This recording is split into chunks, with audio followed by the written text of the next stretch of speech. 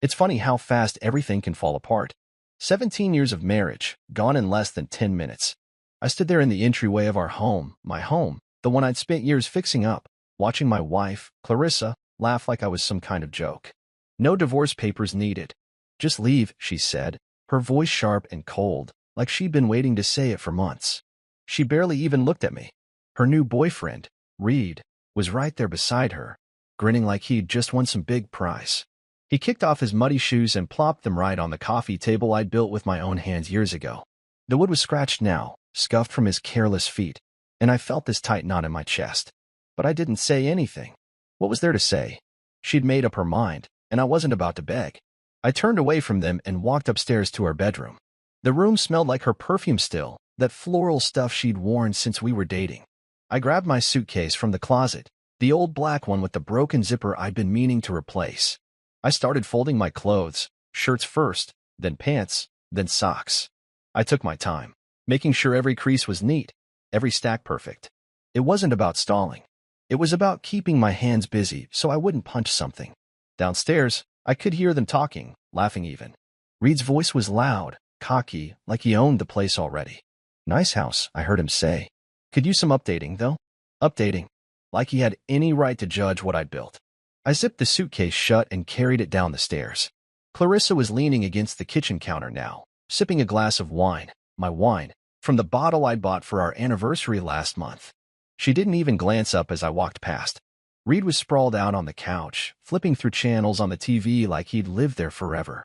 I stopped at the front door, my hand on the knob, and took one last look around. The pictures on the wall, us at the beach, us at her cousin's wedding, stared back at me like ghosts. 17 years of memories, and she was throwing it all away for this guy. I could have yelled. I could have demanded an explanation. But what would that change? She'd already checked out. So I opened the door and stepped outside. The air was cool, the night quiet except for the hum of crickets. I tossed my suitcase into the back of my truck, an old pickup I'd kept running since before we got married. The engine sputtered to life, and I pulled out of the driveway without looking back. My hands gripped the wheel tight, my knuckles white. Clarissa thought she'd humiliated me, that she'd won some kind of victory by kicking me out like that. She had no idea who I really was. No clue what was coming. I drove down the street, the house shrinking in my rearview mirror, and I felt something shift inside me. Not anger, not anymore. It was something calmer, something sharper. She wanted me gone? Fine. I'd leave. But this wasn't over, not by a long shot. I pulled into a gas station a few miles away and parked under the flickering lights. My phone sat heavy in my pocket. I pulled it out, opened the contacts, and scrolled to a number saved only as command. My thumb hovered over it for a second before I typed out a quick message. Initiate. Subject confirmed. Proceeding as planned. I hit send and leaned back in the seat, waiting. The reply came almost instantly. All teams ready. Phase 1 begins 0900. I read it twice, letting the words sink in. 17 years of pretending, of hiding, and now it was all about to unravel. Clarissa thought she'd seen the last of me. She thought I was just some boring guy she could toss aside. She didn't know the truth. Not yet. I started the truck again and drove toward the city. My mind was racing, but my hands were steady. I'd spent years building a life with her, playing the part she wanted me to play. The quiet husband, the guy who fixed the leaky sink and paid the bills on time. She never asked about my late nights, my business trips, the locked drawer in my office she wasn't allowed to touch. She didn't care enough to wonder. And maybe that was the real problem. I wasn't just leaving the house tonight. I was leaving the lie I'd lived for her. The gas station lights faded behind me as I merged onto the highway, the road stretching out dark and empty. Tomorrow, everything would change. Tomorrow, she'd find out what she'd really thrown away. And me? I'd finally stop pretending. I drove through the night, the highway lights blurring past like streaks of yellow paint. My truck's engine rumbled steady under me, a familiar sound that kept me grounded while my mind spun. Clarissa's words kept echoing in my head. No divorce papers needed. Just leave. The way she'd laughed, like I was nothing, stung more than I wanted to admit. 17 years, and she'd tossed me out like an old pair of shoes. Reed's smug face flashed in my mind too, his feet on my coffee table, his voice bouncing around my house like he belonged there. I tightened my grip on the steering wheel, my knuckles whitening again. But I didn't let myself get lost in that. Not now. There was too much to do. I glanced at my phone on the passenger seat. The screen was still lit up from that message I'd sent. Initiate. Subject confirmed. Proceeding as planned. The reply from command glowed back at me. All teams ready. Phase 1 begins 0900. It was real now. No turning back. I'd always known this day might come, but I never thought it'd be like this. My own wife kicking me out and handing me the perfect opening all at once. She thought I was some boring accountant, stuck in a cubicle crunching numbers for the government. I let her think that. It was easier that way. Safer, too. She didn't need to know about the late-night meetings, the classified files, the times I'd come home with bruises I blamed on tripping down the stairs. She never pushed for more. Never cared enough to ask. The road stretched out ahead, dark and quiet except for the occasional headlights of a passing car. I turned off the highway after about an hour and headed toward a spot I hadn't been to in months, a safe house tucked away in the woods outside the city. The Bureau called it a black safe, a place off the grid where agents like me could lay low when things got messy. The gravel crunched under my tires as I pulled up to the cabin. It didn't look like much, just a small wooden shack with a sagging porch and a rusty mailbox. Perfect cover. I grabbed my suitcase and stepped out, the cool night air hitting my face. The crickets were loud here, a steady hum that drowned out the noise in my head. Inside, the place was bare.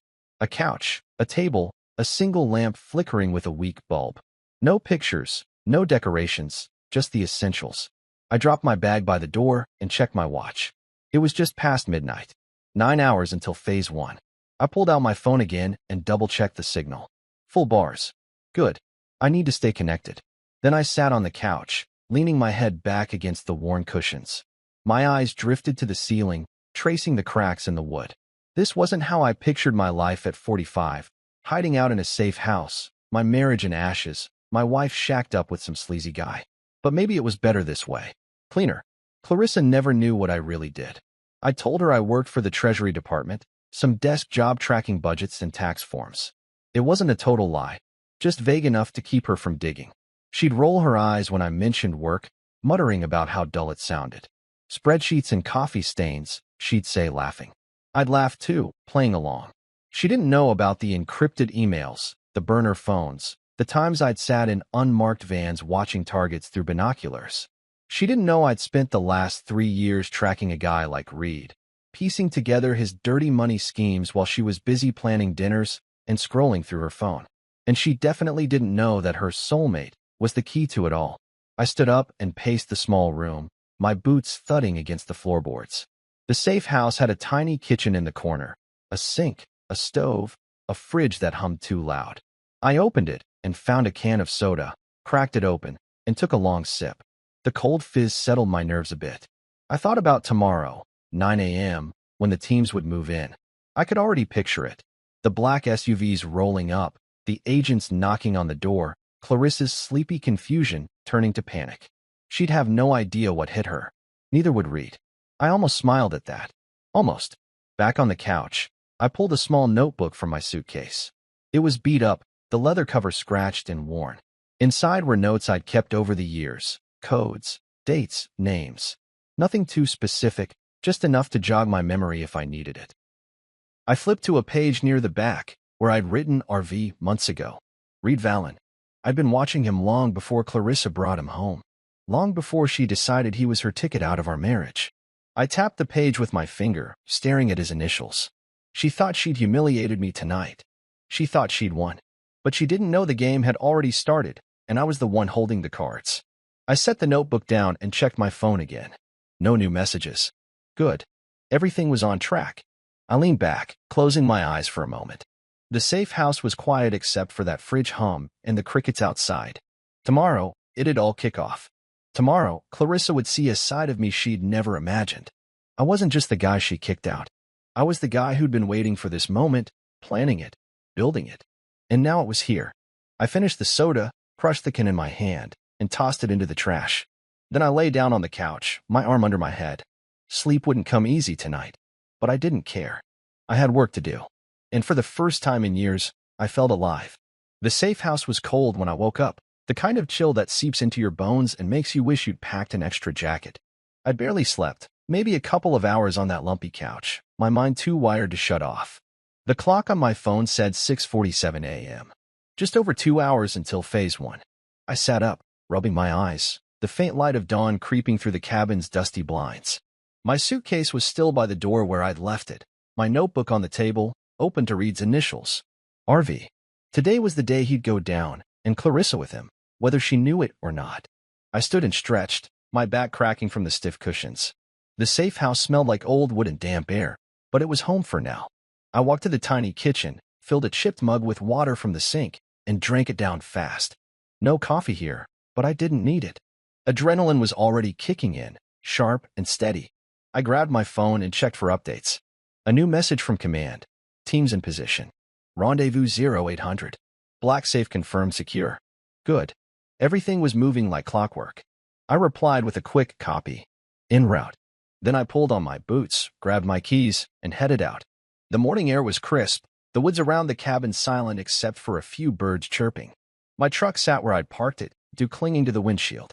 I climbed in, started the engine, and let it warm up while I wiped the glass clear with my sleeve. The drive to the rendezvous point wasn't far, about 20 minutes to a warehouse on the edge of town, another spot the Bureau kept off the books. I pulled onto the gravel road, my tires crunching loud in the stillness. My mind drifted back to last night, Clarissa's laugh, Reed's smug grin. I'd spent 17 years with her, building a life, a home, and she'd thrown it away without a second thought. But that wasn't what kept me up. It was the irony of it all. Her new boyfriend wasn't just some random guy. He was my target. See, I'd been working Reed Vallen's case for 3 years. 3 years of late nights, fake identities, and digging through financial records so tangled it'd make your head spin. He was a hedge fund manager on paper, fancy suits, slick hair, the kind of guy who bragged about his yacht at parties. But underneath it, he was dirty, laundering millions through offshore art deals and crypto scams, moving cash for some nasty people. I tracked him across state lines, tapped his calls, watched his every move. And then, 6 months ago, Clarissa brought him home. "This is Reed," she'd said, all smiles, like she'd found gold. My soulmate. I'd nearly choked on my beer. Soulmate? He was my mark. I didn't tell her, of course. Couldn't. My job, my real job, depended on secrecy. She thought I was just some government pencil pusher, and I let her. It was safer that way. The less she knew, the less she could mess up. But I never thought she'd get tangled in it like this. I pulled into the warehouse lot at 7:58 a.m., parking beside a row of black SUVs. Agent Rowan was already there, leaning against his vehicle, a cigarette dangling from his lips. He'd been my partner for 8 years, a wiry guy with a buzz cut and a dry sense of humor. "Morning, sunshine," he said, flicking ash onto the ground. "Rough night?" I shrugged. "You could say that." Inside the warehouse, Director Keller was waiting. He was older, gray hair, sharp eyes, the kind of man who didn't waste words. A table was set up with laptops, maps, and a stack of files, Reed's life in paper form. "You're sure about this?" Keller asked, looking at me over his glasses. "She's your wife." I corrected.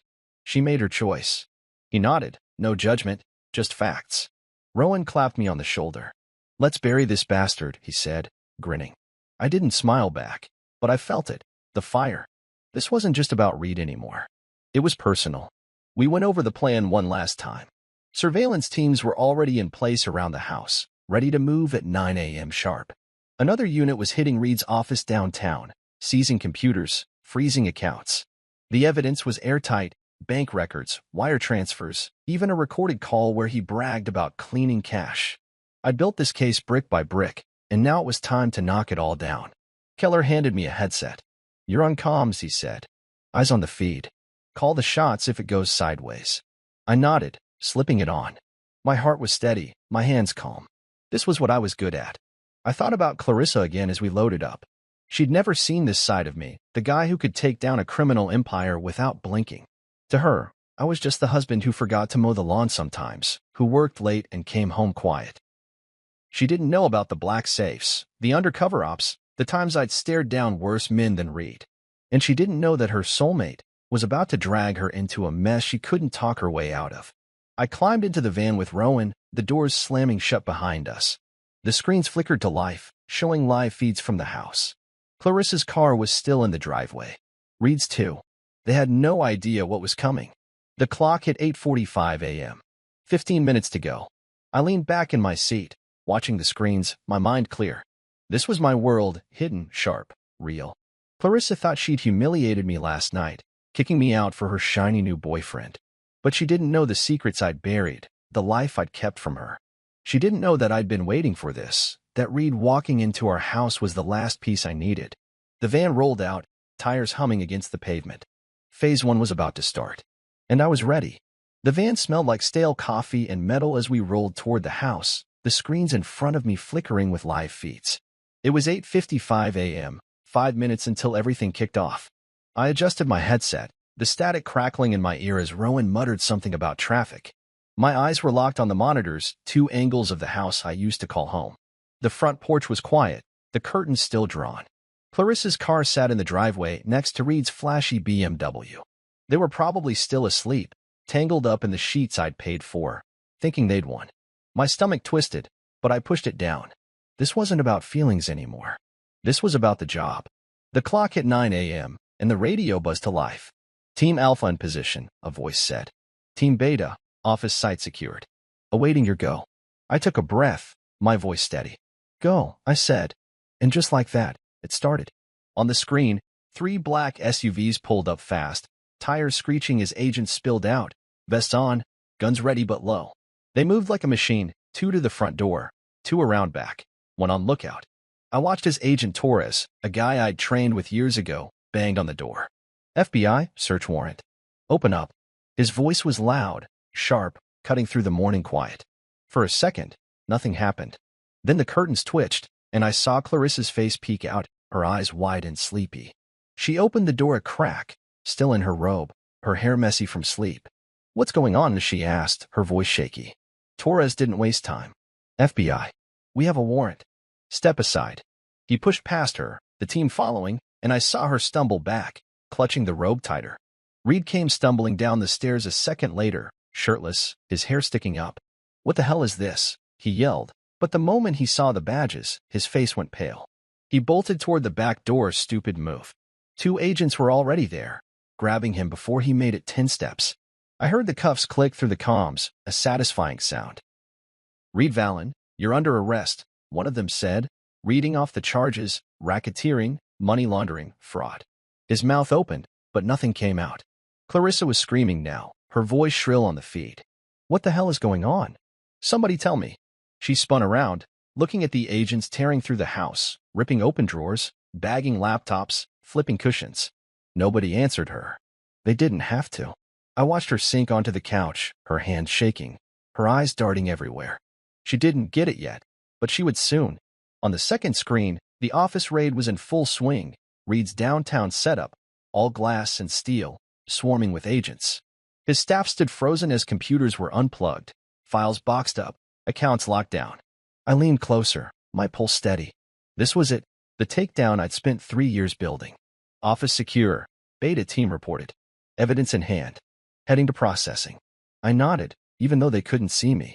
Copy, I said. Alpha, status? Torres's voice came back. How secure? Subject in custody. Secondary occupant detained for questioning. Secondary occupant. That was Clarissa. I saw her on the feed, an agent standing over her, asking questions she couldn't answer. I don't know anything, she kept saying, her voice breaking. This is my house. You can't do this. But they could. They had the warrant, the evidence, the years of work I'd put in. She didn't know it was me behind it all, not yet. Rowan nudged me, pointing at the screen. She's losing it, he said, almost laughing. I didn't smile. Watching her fall apart wasn't fun. It was just necessary. The agents found a safe in the bedroom, my bedroom, hidden behind a painting I'd hung years ago. They cracked it open, pulling out stacks of cash, a burner phone, some papers I couldn't make out. Reed's stash, no doubt. Clarissa's face went white when she saw it. That's not mine, she yelled. I don't know where that came from. Maybe she didn't. But it didn't matter. She'd let him in, taken his gifts, played along. That made her part of it, whether she meant to or not. The feed showed Reed in cuffs now, shoved into the back of an SUV. He was sweating, his cocky grin long gone. I want my lawyer, he kept saying, like that'd save him. It wouldn't. We had him cold, bank records, wiretaps, witnesses. 3 years of my life, boiled down to this moment. I leaned back in the van's chair, the headset pressing against my ear. The house was a mess now, furniture overturned, closets emptied. Clarissa sat there, head in her hands, crying. An agent handed her a tissue, but she didn't take it. She just kept muttering, "This can't be happening." I thought about last night, her laughing, telling me to leave. She thought she was in control, that she'd humiliated me. Now look at her. The radio crackled again. Alpha team, evidence secured. Moving to transport. I glanced at Rowan. Office hall. I asked. He grinned. Enough to bury him for 20 years. Maybe more. I nodded. Good. The screen showed the agents packing up, the SUVs pulling out. Clarissa was led to a car, not cuffed. Not yet. But she wasn't free either. Where are you taking me? She asked, her voice small. Station, the agent said. We've got questions. The van went quiet as the feeds cut off, the operation wrapping up clean. Rowan pulled out a pack of gum and offered me a piece. I took it, chewing slow, the mint sharp on my tongue. You okay? He asked, eyeing me. Yeah, I said. And I was. This wasn't about revenge, not really. It was about justice, about finishing what I'd started. Clarissa didn't know who I was, not after all these years. She'd see soon enough. The van started moving, heading back to base. I looked out the window, the city waking up around us. Phase 1 was done. The dominoes were falling, and I was the one who'd pushed them. The van rumbled back to the warehouse, the city sliding past in a blur of gray buildings and morning traffic. I sat there, headset off now, the screens in front of me dark. Rowan was tapping his fingers on the steering wheel, humming some tune I didn't recognize. The takedown was over, Reed in cuffs, the house torn apart, Clarissa hauled off for questioning. My chest felt tight, but not from nerves. It was something else, something heavier. 3 years of work had just paid off, and yet all I could think about was her face on that feed, confused, scared, crying. She didn't know it was me. Not yet. My phone buzzed in my pocket, snapping me out of it. I pulled it out and saw her name on the screen, Clarissa. A missed call, then another. Then a text. What did you do? All caps, no question mark, like she was yelling through the words. I stared at it for a long minute, my thumb hovering over the reply button. Rowan glanced over. She's freaking out, huh? He said, smirking. Let her sweat, I muttered, shoving the phone back in my pocket. But it buzzed again, another call. I ignored it, watching the warehouse come into view as we pulled into the lot. Inside, the team was already unpacking. Boxes of evidence from the house and office stacked on tables, agents sorting through it all. Director Keller waved me over. Clean up, he said, his voice gruff but approving. Valen's done. We've got enough to lock him up for decades. I nodded, my eyes scanning the room. Laptops, files, that burner phone from the safe, all laid out like pieces of a puzzle I'd spent years solving. What about her? I asked, keeping my tone flat. Keller shrugged. She's in holding. Claims she didn't know anything. We'll see. My phone buzzed again, another text. Answer me. I pulled it out this time, staring at her words. She was desperate now, probably sitting in some cold room at the station, wondering how her perfect little plan had blown up. I opened the camera roll instead of replying, scrolling to a photo I'd taken months ago during a training drill. Me in full tactical gear, vest, headset, the works, standing next to Rowan, a surveillance monitor in the background. You could just make out Clarissa's face on the screen, a still from one of Reed's calls we'd tapped. I hadn't planned to use it like this, but it felt right. I sent it to her, no words, just the image. Let her figure it out. The phone rang again almost instantly. Her name flashed, insistent. I let it ring twice before picking up, my voice calm. Yeah. She was breathing hard on the other end, like she'd been running. What the hell is that picture? She demanded. What did you do? I leaned against the table, watching an agent bag up a stack of Reed's fake invoices. You said no papers were needed, I told her, keeping it simple. Guess you were right. She started to say something, her voice rising, but I hung up before she could finish. The line went dead, and I felt a weight lift off me, small but real. Rowan walked over, chewing his gum loud. She get the memo? He asked. She's getting there, I said, tucking the phone away. He laughed, shaking his head. Man, you're cold. I like it. I didn't respond. Cold wasn't the word. I wasn't trying to hurt her, not like that. But after 17 years of being invisible to her, of her rolling her eyes at my boring life, I wasn't about to explain myself now. She'd see it all soon enough. Keller called us into a briefing room, a small space with a whiteboard and a few chairs. The screens were back on, showing footage from the house raid looped on mute. Valen's in processing, he said, pointing at a file. Singing already, trying to cut a deal. I wasn't surprised. Guys like Reed always folded when the cuffs went on. What's he saying? I asked. Keller flipped open the folder. Claims she knew the wife. Says she was in on the accounts, the gifts. Trying to pin it on her. My jaw tightened. She didn't, I said, firm. She's clueless, not crooked. Keller raised an eyebrow but didn't argue. We'll dig. See what sticks. I thought about that, Clarissa knowing. She didn't. I'd lived with her long enough to be sure. She'd taken Reed's money, sure. The jewelry, the car, the villa she'd bragged about, but she thought it was just him showing off. She wasn't smart enough to hide millions, not careful enough to play that game. But the evidence was there. $140,000 in gifts traced to her name, all tied to Reed's laundering. The villa in Mykonos wasn't a timeshare like she'd told her friends. It was a front. She was in deep, even if she didn't mean to be. My phone buzzed again, another call. I silenced it this time, letting it go to voicemail. I could hear her voice in my head anyway, pleading, yelling, demanding answers. She'd get them, just not from me. Not yet. Keller handed me a coffee, black and bitter, and I took a sip, the heat waking me up. You're off the field for now, he said. Paperwork. Then we regroup. This one's high profile, media's already sniffing. I nodded. Fine by me. I'd done my part. The room emptied out, agents moving to their next tasks. I stayed, staring at the whiteboard where someone had scribbled Reed's name and a list of charges. My marriage was over, had been for a while, I guess, but this was the real end. Clarissa thought she'd unmasked me last night, kicking me out like some loser. Now I was the one peeling back the layers. That photo I'd sent wasn't just a jab. It was the truth, me, the real me, the guy she'd never bothered to see. She'd call again. I knew it. And maybe I'd answer. But for now, I let the silence settle, the coffee cooling in my hand. The game wasn't over. It was just starting. The warehouse was quiet now, the buzz of the morning fading as the team scattered to their next assignments. I sat alone in the briefing room, the whiteboard still staring back at me with Reed's name scrawled in black marker.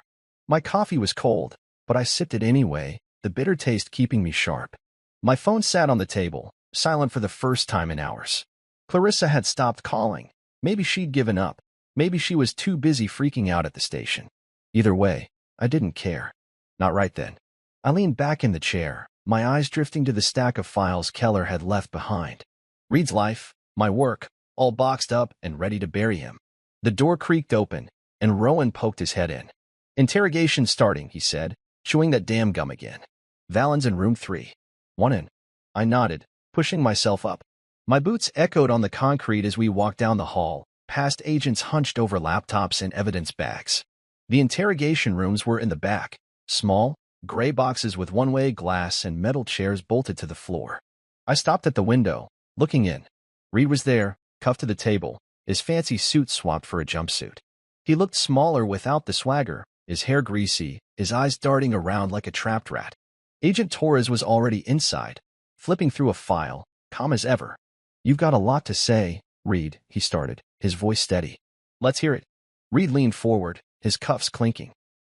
I'll talk, he said, too fast. But you gotta cut me a deal. I'm not the big fish here. Torres didn't flinch. You're the one in cuffs. Start talking and we'll see. Reed swallowed hard, then launched in. It's her, Clarissa. She knew about the accounts. She helped set them up. The jewelry, the car, she pushed for it. Said we needed to look legit. I felt my fists clench at my sides. He was lying, and not even well. Clarissa didn't know a damn thing about laundering. She could barely balance her own checkbook. But Reed kept going, spinning his story. She's got a safe deposit box downtown. Check it. You'll find proof. Torres scribbled something down, then looked up. We'll check. Anything else? Reed nodded, eager now. The villa, she picked it. Said it'd be our getaway. She's in on all of it. I turned away from the glass, my jaw tight. Rowan raised an eyebrow. He's desperate, he said. Throwing her under the bus to save his ass. Yeah, I muttered. Won't work.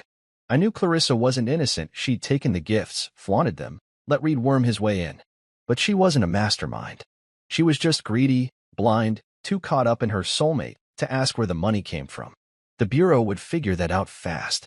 They already had the paper trail, $140,000 in assets tied to her name, all from Reed's dirty cash. Jewelry she wore to parties, a car parked in our garage, that villa she bragged about on the phone to her sister. It was enough to drag her in, even if she didn't know the full game. I walked back to the briefing room, needing air. My phone buzzed again, not Clarissa this time, but my lawyer, Mike. I answered, keeping it short. What's up? His voice was all business.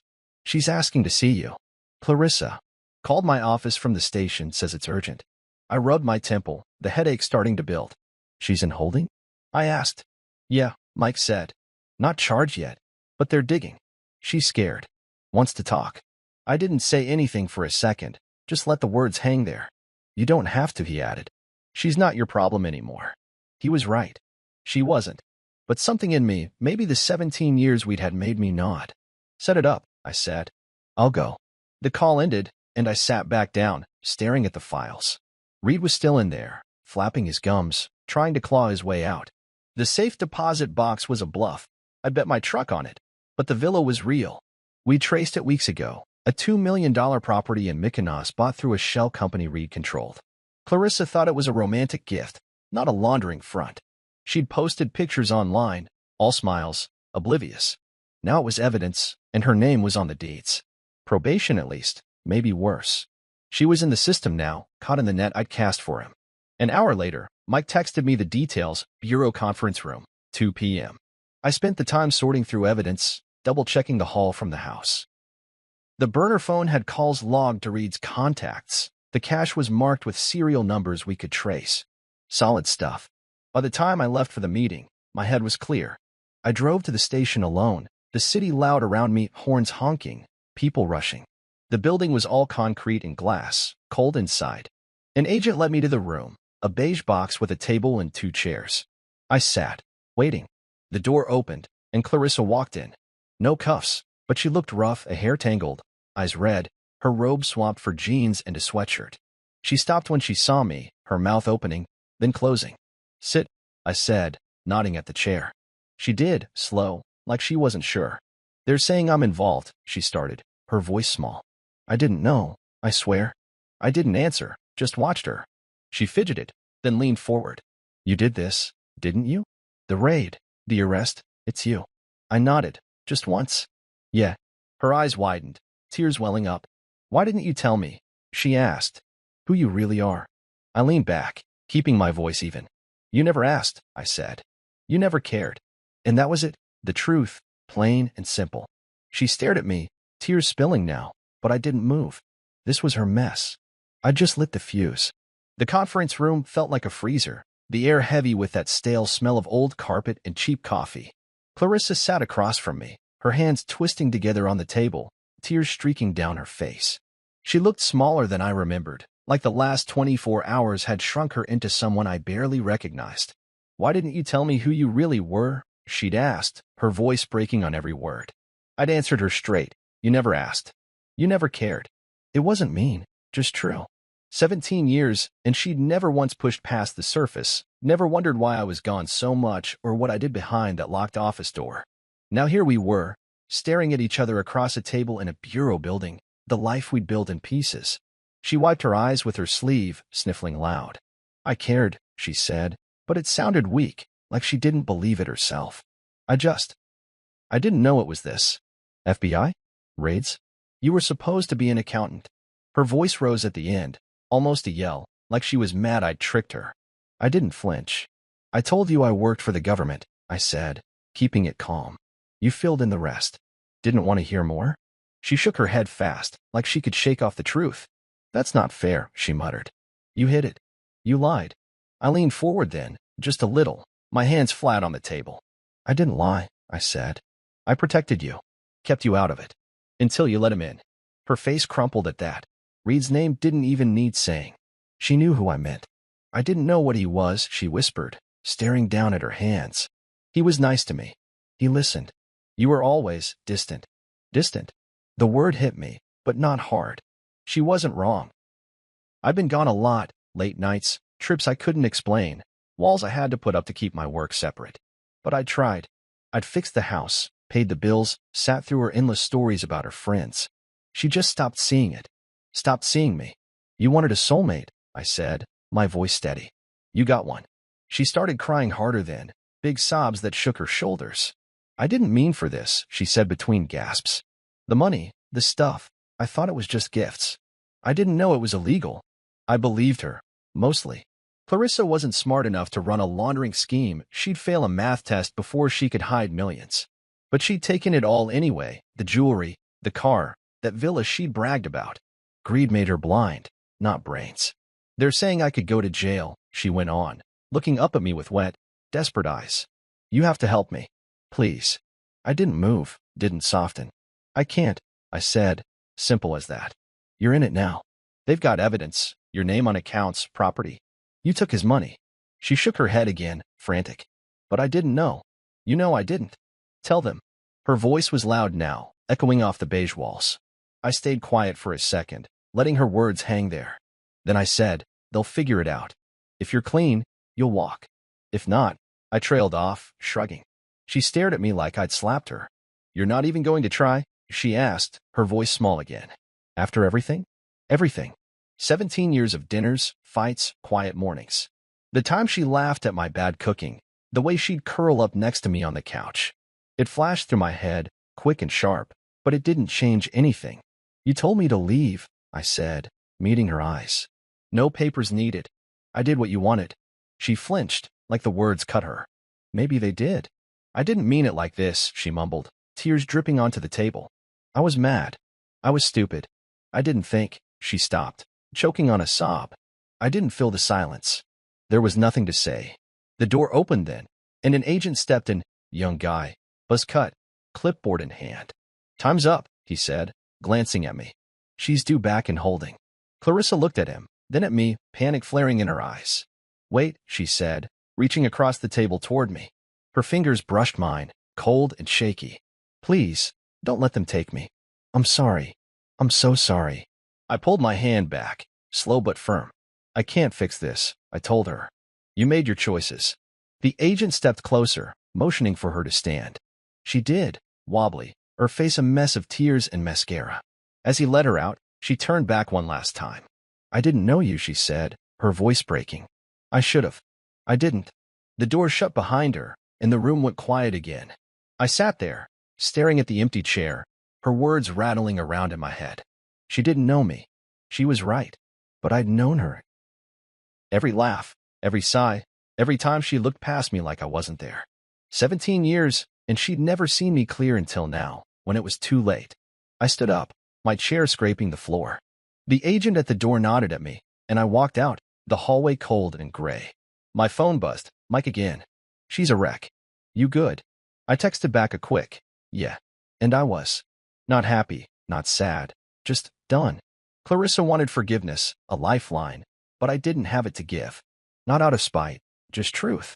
She built this mess with Reed, brick by brick, and I'd torn it down. Now she'd face it. I headed back to the warehouse, the weight of her tears still on me, but lighter than before. She saw me now.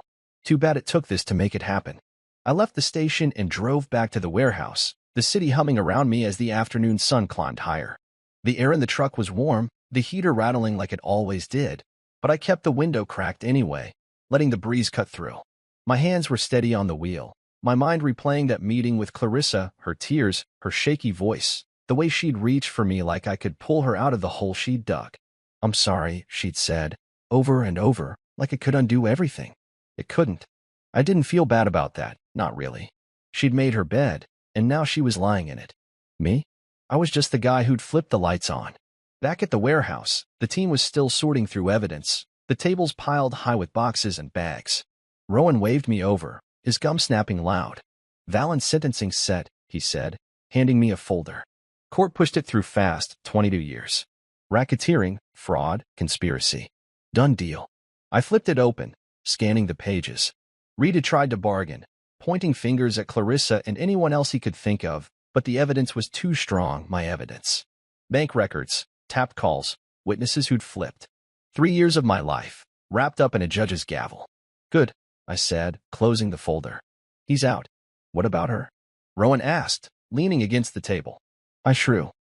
3 years, plus some financial ethics class they're making her take. No jail. He whistled low. Lucky break. Thought she'd get more with all that cash tied to her. I nodded, but didn't say much. The $140,000 in gifts, the jewelry, the car, the villa had her name all over it, But the Bureau knew she wasn't the brains. Just the fool who'd taken the bait. 3 years of probation was light, considering. She dodged the worst, but her life was still wrecked. The media had already latched on, TVs in the warehouse were muted, but I could see the headlines flashing. Wife of undercover FBI agent caught in high-profile takedown. My name was in there too, though I'd told them no interviews. Reporters had been calling all day, leaving voicemails I deleted without listening. I didn't need the spotlight. Never did. Watching Reed get hauled off and Clarissa's world crumble was enough. Justice didn't need a camera crew. I grabbed a water from the fridge and sat down, letting the noise of the room fade into the background. Keller walked over, his glasses perched on his nose. "Press is eating this up," he said, nodding at the screens. "You sure you don't want to say something? Looks good for the Bureau." I shook my head. "Let them run their stories. I'm done talking." He studied me for a second, then nodded. "Fair enough. You've earned that." He dropped a new file on the table, thicker than Reed's. "Next case," he said. "Whenever you're ready." I didn't open it, just tapped it with my finger. "Soon," I said. He walked off, leaving me with the hum of the warehouse and my thoughts. Clarissa's face kept popping up in my head, not the crying wreck from the conference room, but the way she looked last night, laughing as she told me to leave. No divorce papers needed, she'd said, so sure she'd won. Now she was on probation, her boyfriend locked up, her name plastered across every news channel. The house was gone too, seized by the feds, set to be auctioned off with the villa and everything else Reed had touched. She'd moved in with her sister, last I heard. No more fancy cars, no more trips. Just a small apartment and a court-ordered class on how not to be a fool with money. I stood up, stretching my legs, and walked over to the evidence tables. The stuff from the house was there, my old laptop, the safe's contents, even a photo frame I'd hung in the hall. Me and Clarissa at the beach, smiling like we meant it. I picked it up, running my thumb over the glass. That was a long time ago, back when she still looked at me like I mattered. I set it back down, face first, and turned away. No point in holding on to it. The past was done, and I wasn't the type to dwell. My phone buzzed. "Mike, my lawyer. Press keeps calling. You sure no comment?" I texted back. "Sure. Let it die down." He replied with a thumbs up, and I pocketed the phone. The warehouse was slowing down now, agents heading out, the day winding to a close. Rowan came over again, tossing his gum wrapper in the trash. "Beer?" he asked. "Team's hitting the bar later. Celebrate." I thought about it. Cold bottle, loud laughs, a chance to shake this off. "Yeah," I said. "I'm in." We left the warehouse as the sun dipped low, the sky turning orange over the city. The bar was a dive a few blocks away, all sticky floors and neon signs. The team was already there. Torres, a couple others, Keller even showed up for a round. They raised their glasses when I walked in, cheering like I'd won something big. "To the man who took down Valen," Rowan yelled, and I let myself smile, just a little. The beer was cold, the chatter loud, and for the first time in months, I felt light. No more hiding, no more pretending. Reed was gone, Clarissa was out, and I was still standing. The night stretched on, the bar emptying out slow. I stayed until last call, nursing a second beer, watching the team laugh and swap stories. This was my life now, work, purpose, people who got it. Clarissa had her sentencing, her probation, her sister's couch. I had this, and it was enough. I paid my tab, stepped outside, and breathed in the cool night air. The headlines would fade, the calls would stop. Tomorrow, I'd open that new file. Tonight, I just walked home, the city quiet around me, feeling like myself again. The morning after the bar, I woke up in my new apartment, a small place downtown, all bare walls and unpacked boxes. The bed was just a mattress on the floor, but it was mine, no traces of Clarissa or the life we'd had. Sunlight slipped through the blinds, hitting my eyes, and I groaned, rolling over to check my phone. It was 7:30 a.m., later than I'd meant to sleep. A text from Rowan sat unread. "Good night? Huh?" Team's still buzzing. I smirked, tossing the phone aside. Last night had been loud, beers, laughs, the team treating me like some hero. It felt good, but now it was back to reality.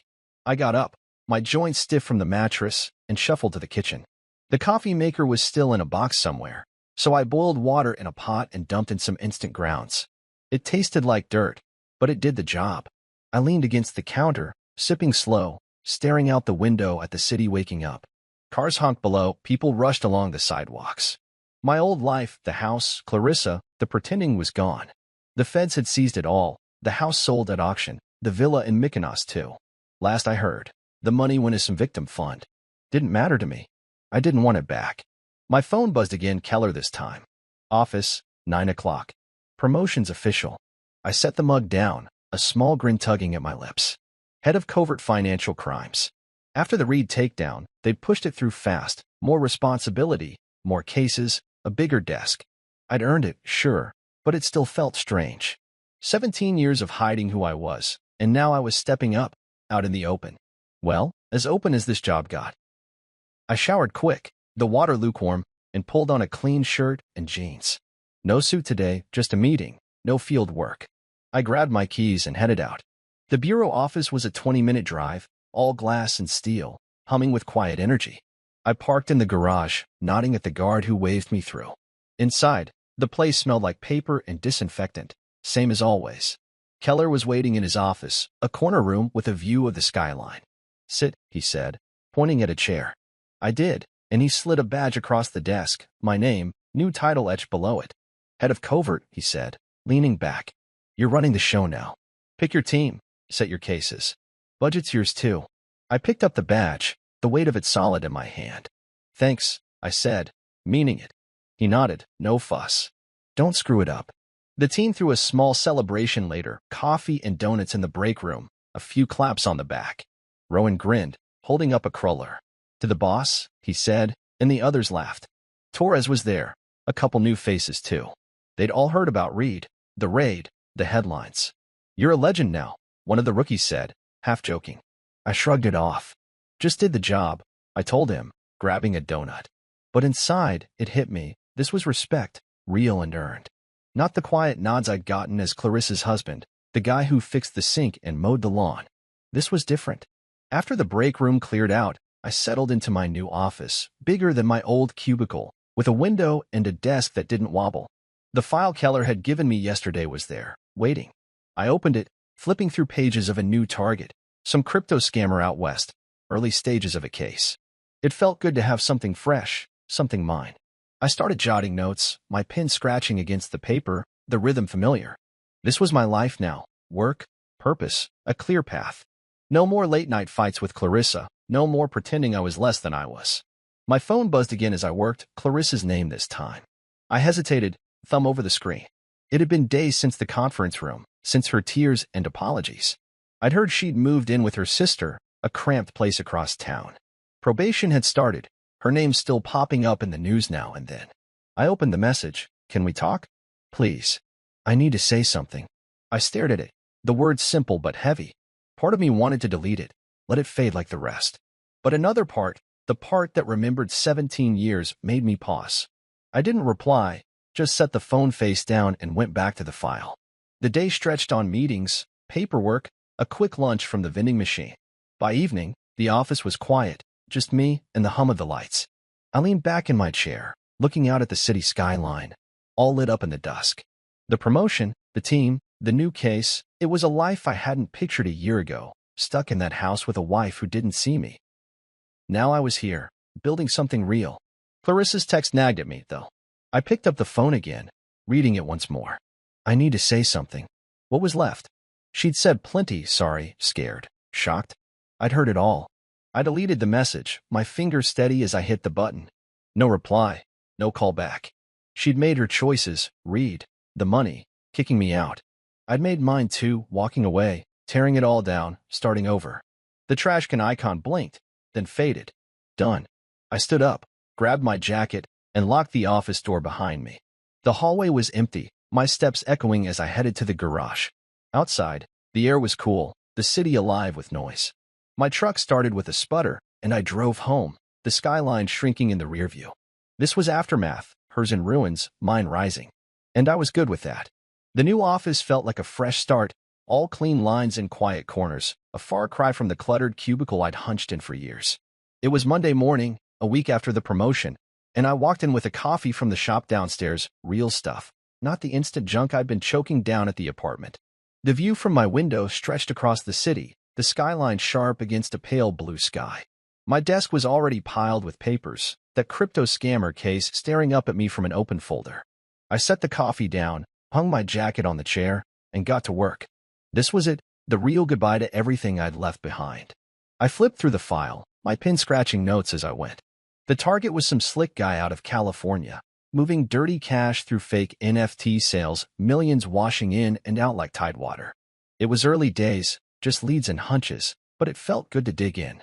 My phone stayed quiet, no buzz from Clarissa or anyone else.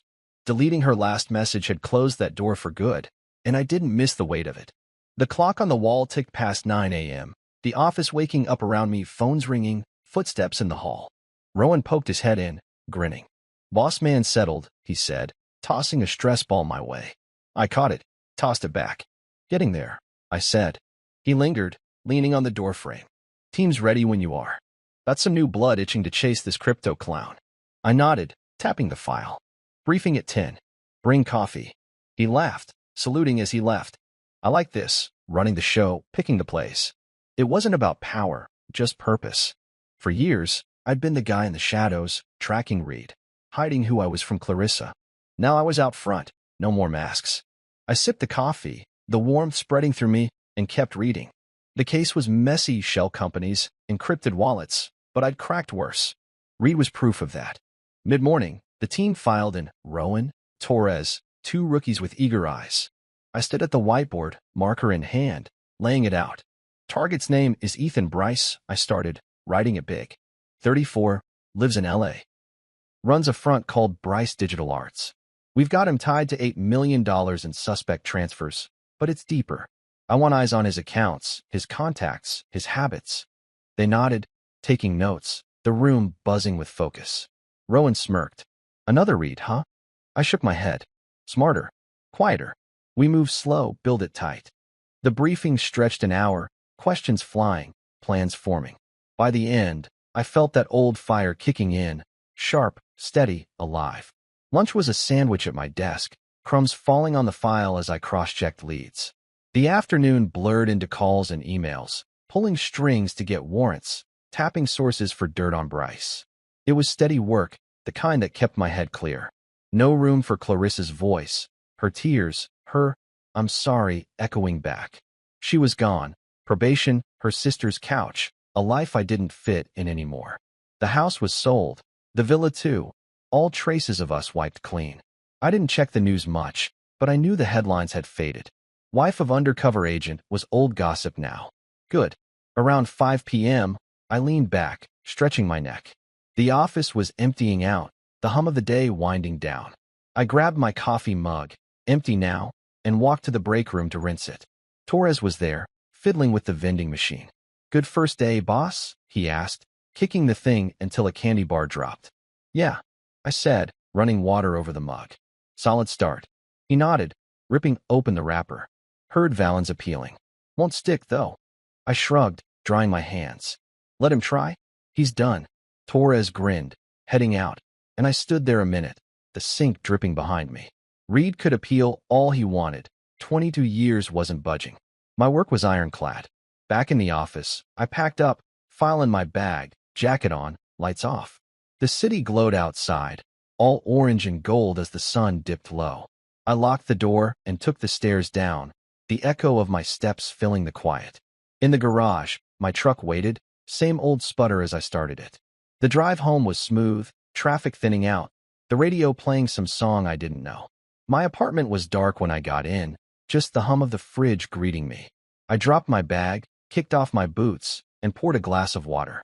No beer tonight, just calm. I stood by the window, looking out at the street below. People walked dogs, cars rolled by, life kept moving. Clarissa's words from months ago floated up, no divorce papers needed. Just leave. I had. Left the house. The lies, the man she'd boxed me into. She'd laughed then, thinking she'd won.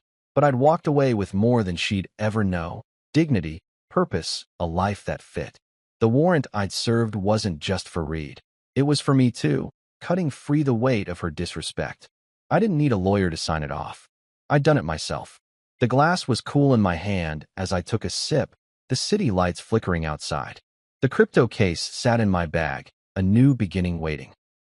Another con man, another chase, another chance to do what I was good at. I smiled, small but real, and set the glass down. The mattress wasn't much, but it'd do. I lay back, arms behind my head, the ceiling blank above me. No ghosts here, just me, the job, the road ahead. Clarissa had her goodbye, messy and loud. This was mine, quiet and sure. And it felt right.